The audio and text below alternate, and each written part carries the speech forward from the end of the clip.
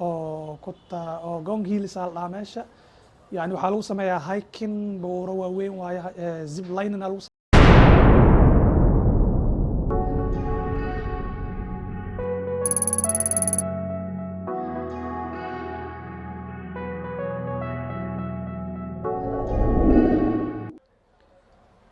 السلام عليكم daawadayaal kusoo dhawaada Somali Truck Show meel walba aduunka ka joogtaan waxa idin leeyahay habeen wanaagsan hadii ku tahay maalin wanaagsan hadii maalin ku tahay waa ku faraxsanahay daawashada daawanaysa Somali Truck Show waana kaaga mahad celinayaa marka kusoo dhawaad channelkaagi maanta videogeena wuxuu ku saabsan yahay waxa jiray video horay aan soo galiyay oo aan aada meel dhaho markaan Nairobi imaaday meel dhaho Gong Hills oo Gong Hills la dhahaa meesha يعني waxaa lagu sameeyaa hiking buuro waaweyn waaye zip lining lagu sameeyaa marka anigana maalintaas zip lining ayaa sameeyay zip lining hada af Soomaali wax lagu dhaamo ma garanayo zip lining hada garanaynin waa hada garanaysa af Soomaali wax lagu dhaano commentiga iyo sheeg zip lining waxa waaye yani xarig fiilo xarig ama fiilo qabsanaysa inta ka qaaday meel kale ku geenay waa kana dartaan bas arkaysan zip lining kan ayaa la dhahaa marka zip lining kan ayaa sameeyay marka sameeyay waa videogan YouTube ka soo galiyay YouTube marka uu ka baxay videoga ma waa delete gareys ma adiga ma garanayo sida ku dhacday marka YouTube marka gal videogi waa ka waayay adiga muddo bil camal oo ku jiray marka dartaan videogi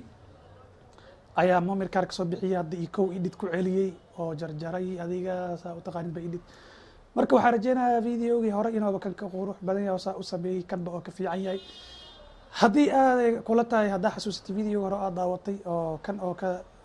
edit fiican yahay commentiga iyo sheeg aad iyo aad ayaa u mahadsantahay daawashada daawanaysa Somali Truck Show dartaan videoga ayaa u guda galaya channelka hadda ku cusub tahay subscribe saar hadii aad channelka cusub tahay subscribe saar hadii aad subscribe saartan aad iyo aad u mahadsantahay daawashada daawanaysid Somali Truck Show dartaan videogeena ayaa guda galayna in war badan sii wada maradi adiga marka dartaan ila arka videogan yani video saas u dheer maahan aad iyo aad u mahadsantiin ku soo dhawaada Somali Truck Show haddana videogeena waa kana